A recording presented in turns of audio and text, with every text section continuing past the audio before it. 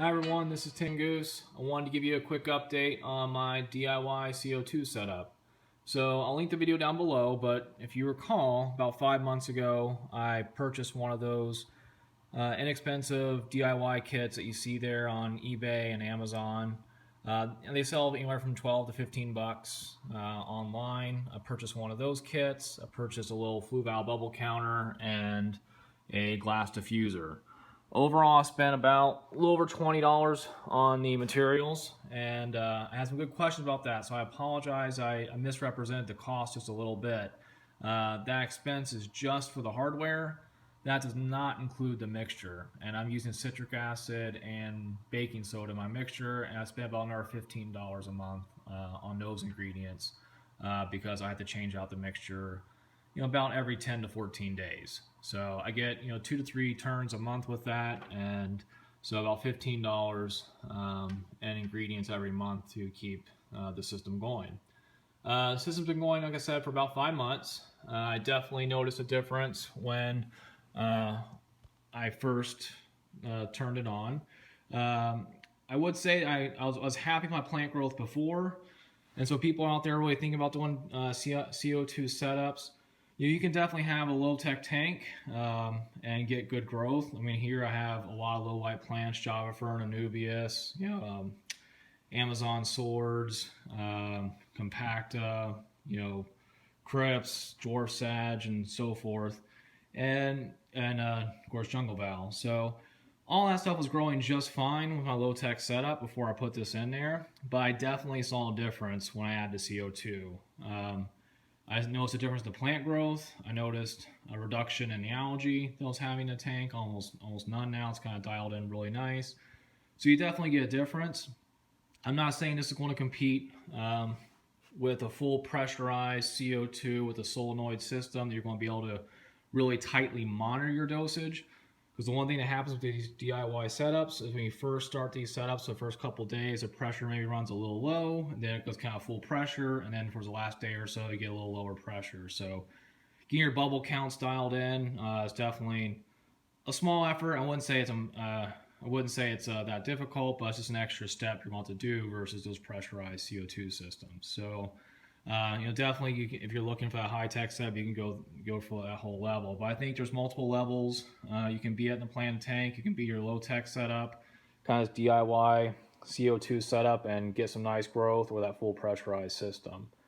The one thing that did happen about 4 months in, or about a month ago, the plastic needle valve that comes with the system started to fail. It didn't completely fail, but I was having a much more difficult time every morning dialing in the dosage. And I definitely didn't want to mess up the tank. So once that mixture finished up, I took the system down and bought a new valve online. So I purchased this nice brass fitting, about $15 on Amazon. I'm much happier with that. I wish I would have just bought it to begin with. It's much easier for me to dial in. It's a nicer fitting overall. Every morning, just come down here, maybe about a tenth of a turn on it. I get right to the bubble count I'm looking for, which is about 1.5 bubbles to 2 bubbles a second.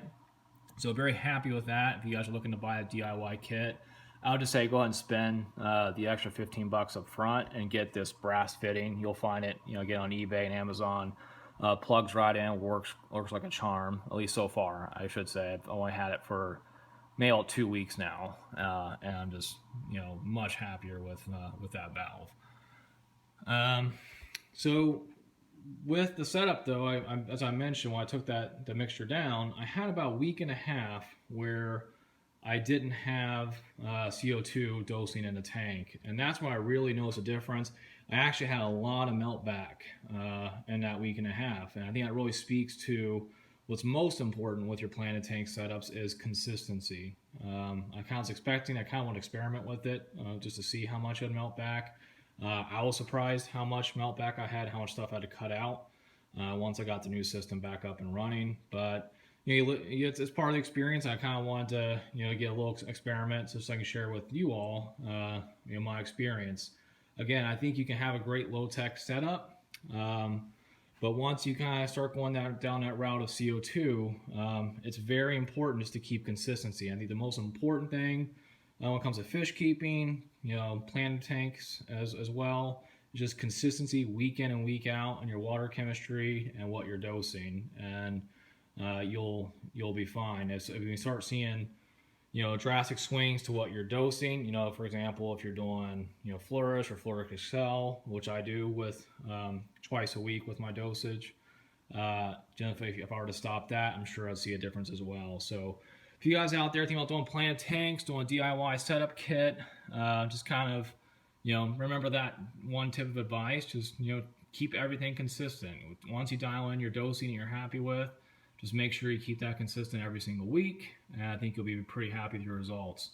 Everything's starting to rebound, so it's been about, like I said, 2 weeks since I hooked up the new needle valve and did a fresh mixture, and I'm starting to see a lot of nice rebound. You can kind of see a lot of fresh growth now starting to come back, whereas you can kind of see what happened right there, kind of zooming in on how bad the leaves look there, which really happened when I took the CO2 off. I really started seeing that melt back. So that's kind of all of my update this week. Like, subscribe, ask any questions. I'll be happy to get back to you. But overall, I'm still really happy with the DIY setup. I don't see me going to a full pressurized system anytime soon. Things seem to be doing well. I kind of want to see how well this new valve runs, and for you all at home, just to kind of give you guys a product review over hopefully a course of 6 months to a year, to see how well the system continues to work. So I'll be sure to keep doing updates down the road, let you know my experience, I'll let you guys know if what our challenges maybe come up, if any, with this system. So that's all for now. Thank you for watching. Have a great week, everyone.